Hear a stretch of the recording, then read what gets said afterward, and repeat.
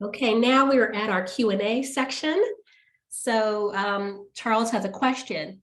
Should we ask what their telework policy is before applying? If that is going to be a deal breaker for you, Charles, I would ask. Me personally, I ask, and I would encourage anyone else to ask. So if I'm only willing to accept a position that allows me to telework, I want to know that before I apply. And I don't want to just know, do they have telework, but how often could I telework, because if it's just once a week, that's not going to work for me, So absolutely, I would ask, because the thing is, you don't want to waste your time. You don't want to go through all this preparation and all that, and then get an offer just to find out that you can only telework once a month, because that may not work for you. So yeah, just ask in a very professional, kind way. And, and based on the answer, say, okay, well, and sometimes they don't want to tell you. Like there's this lack of transparency, especially around salary, even in given ranges. Some employers and recruiters don't want to tell you. And I say, okay, well, then I just don't apply, if I don't know, because I don't want to take that risk and waste my time. But if you want to waste your time and all that stuff, go for it. But that's not something that I encourage those that I work with to do. So definitely, if it's a deal breaker for you, I would ask. Another question, is it a must to explain the unemployment gap during an interview? No, it's not. If they ask you about it, then you want to be ready to explain it. If you have a gap, you want to be ready to explain it should they ask you, but you don't have to bring it up. Okay. Berg, is that helpful?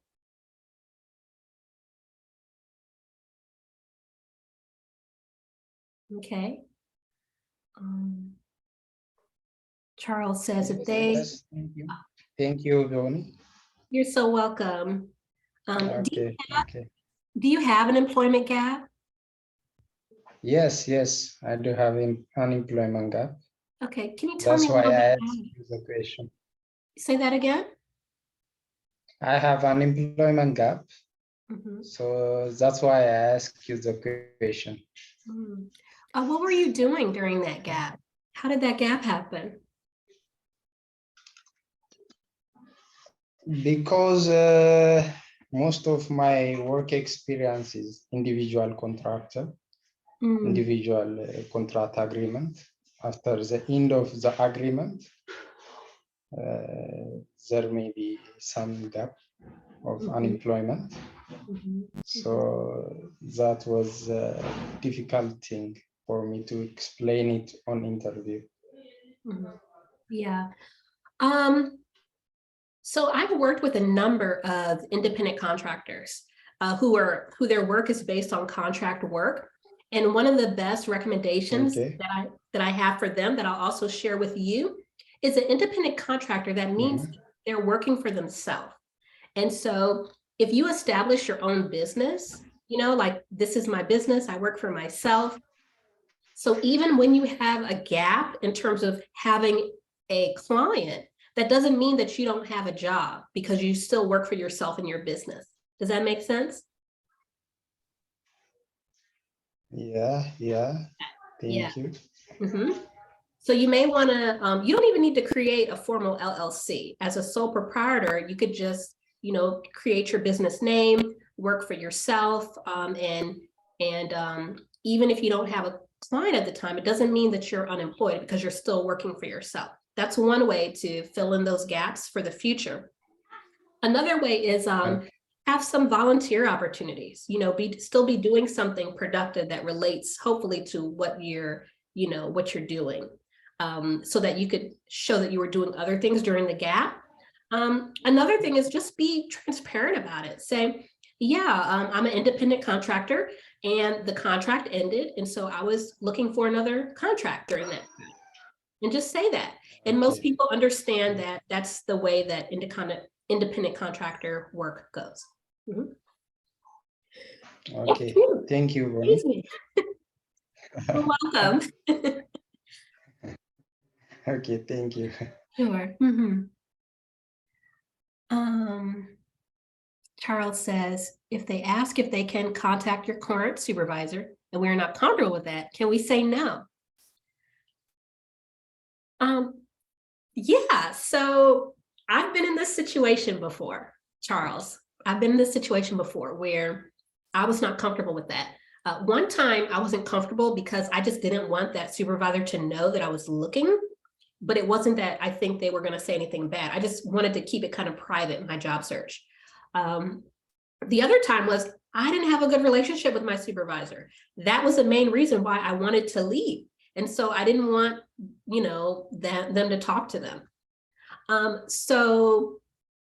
You don't need to give a reason, but you still need to respond. So if they say, can we contact your current supervisor?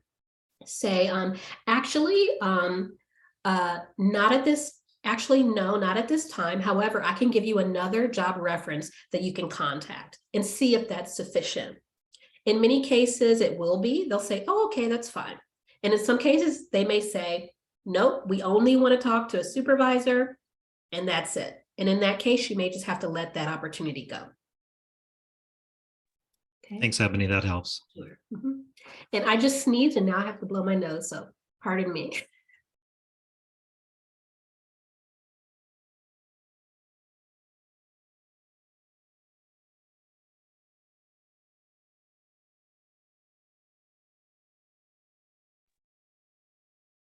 All right, that's better.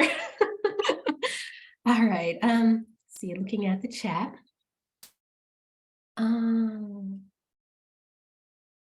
Faye, can you give tips for interviewing internally? I have met most of the interviewers who have little experience.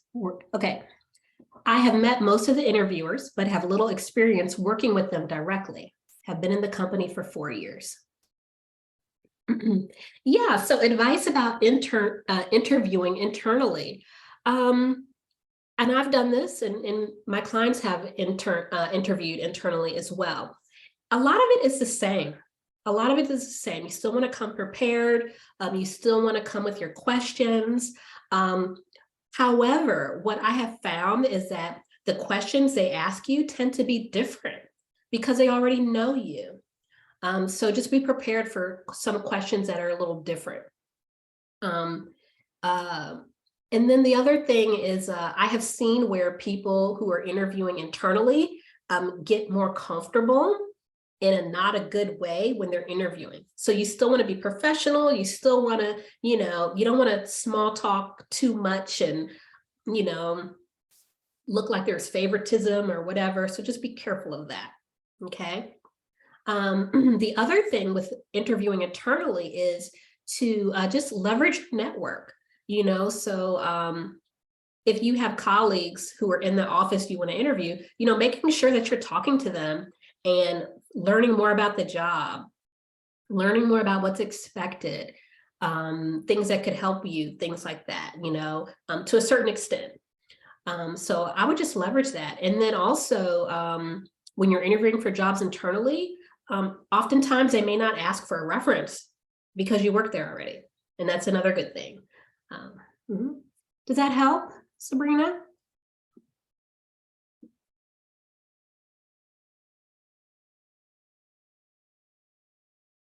Oops, that was Faye, actually.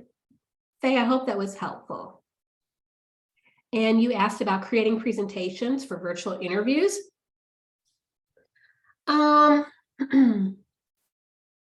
The only time that I've been in an interview where the person created a presentation was for when that interview was for a faculty position. It was someone who was applying for a position to be a professor. And I was there, but a part of an interview when you apply to be a professor, there's often a presentation element to interviewing for a faculty position. So it's a part of that kind of role, because that's someone who's going to be teaching. So they want a presentation because they want to see your presentation skills, your teaching skills. If you're not applying to a job that's specifically about teaching or something like that, then I don't think you would need to do a presentation. That might be kind of odd.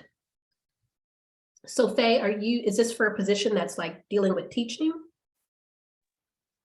No, but we actually do quarterly business reviews for our clients, and we have to do presentations for them regularly. Okay. Mhm. So I'm not sure if that's really an interview as it is like a check-in.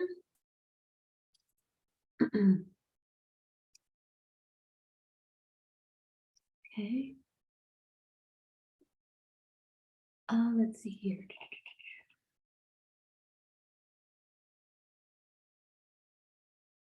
Oh, great. Faye would love to schedule a wellness meeting. Yay, would love to speak with you too. Okay, awesome. And Pip, awesome. Great.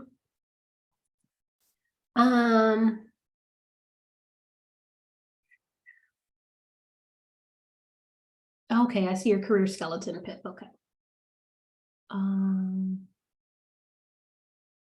Baruch, I will send you the replay, and so you can get that, and it should have the slides there.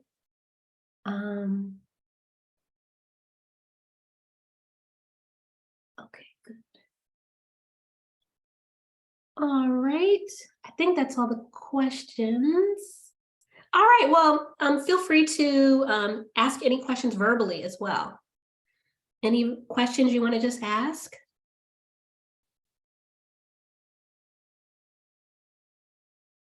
And if you don't have a question, if you could share with me why this workshop was helpful to you, I would appreciate that. Or something you learned. Mhm.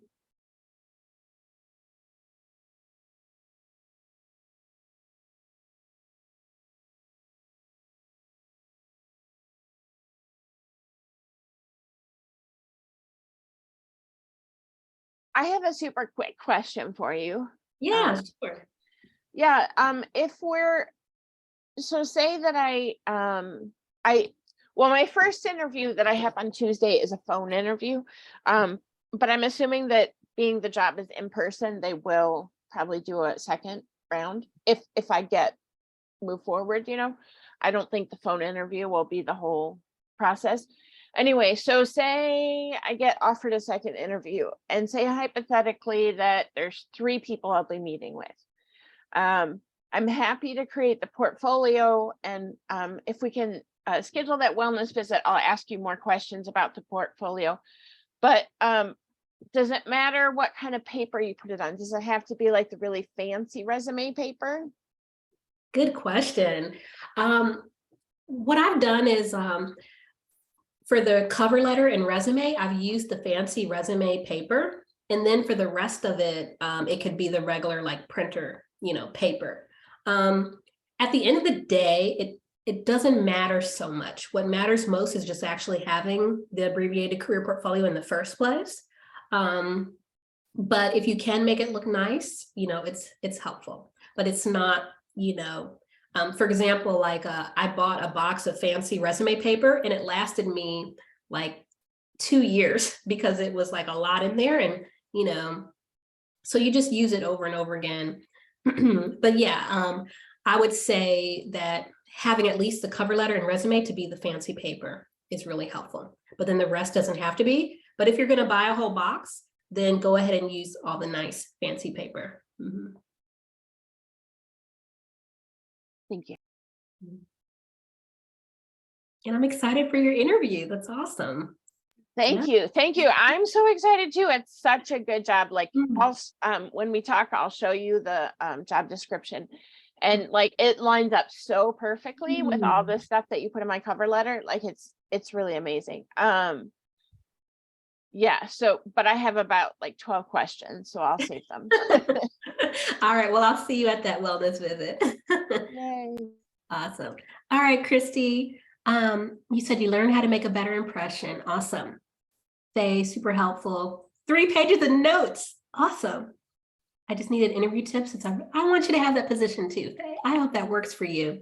I'm not sure when your interview is, Faye, but if you could schedule a wellness visit with me before the interview, that will be ideal, just so that I can give you just some personal one-on-one attention before you do that, so you can get that. Awesome. Well, all right. Well, I don't see any more questions in the chat. And I have a question. Oh, awesome. So I interviewed for a position. They didn't think I was the right fit, but they passed along my resume to another sector of the team. I don't really have any, like, I don't have any guidelines on what, like, the competencies they're expecting me to have. How would you prepare for something like that? So now you're going to interview for a position that someone there forwarded your position to another place. Yes, that's correct. Okay. Do you know the title of that position? Let me double check, but it's in the, like, the political sector of the world. Give me a second. Mm-hmm.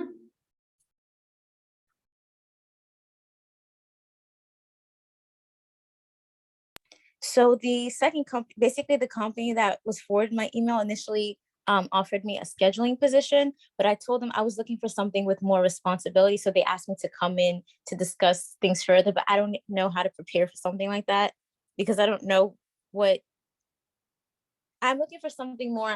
I know what I'm looking for. So I'm looking for something managerial or, like, supervisor or something with something involving management. So how do I guess, convey that I'm the management type, like, and that they can trust me with something like this?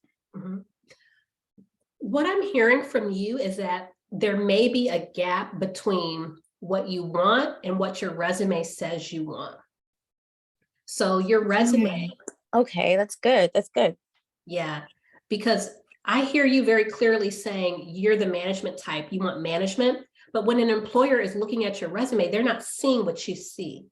And so that tells me that there's more work to do on your resume and cover letter to make it clearly more managerial so that you can begin to attract the positions that you want instead of what's going on now. So, so that's one thing. I would go back and take a look at your resume. And if you schedule a career wellness visit with me, we could do that during that time as well.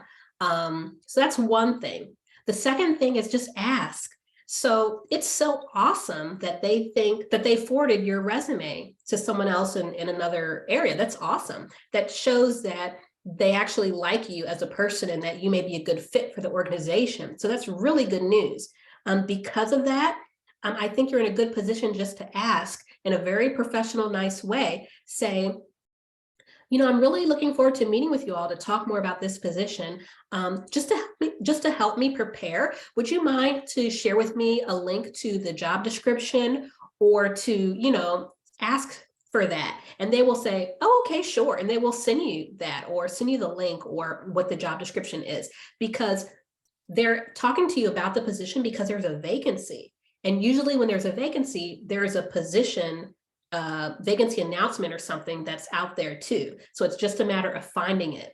Also, if you know what the title is, you may be able to Google that with the name of the company and you may find that it pulls up itself. It's online somewhere, you just haven't seen it. Does that make sense? Yes, that makes total sense. So when, how would we schedule a wellness, I guess, meeting with you? Yeah. So I put them in the chat. I'm going to put them again here too. Okay, so the second link where it says schedule your free, you just go there. Right here, that last one, that's how you schedule that. Just click on the link and it'll take you to my calendar and you can schedule it. And I have two different links for that. This is the link where it's for free. I have another link, the link that's on my website, that takes them to a link where people have to pay. But because you're in the workshop, I'm giving you my special link for the free because you're here. Right. Honestly, thank you so much, because I have been looking for someone in HR to really, like, guide me in this process. It's not something public school kind of prepares you for. So yeah, I'm really grateful that you're doing this, and I really thank you for your time. Oh, you're so welcome. Glad you made it. Hope to talk to you soon. Okay. Great, everyone. Well,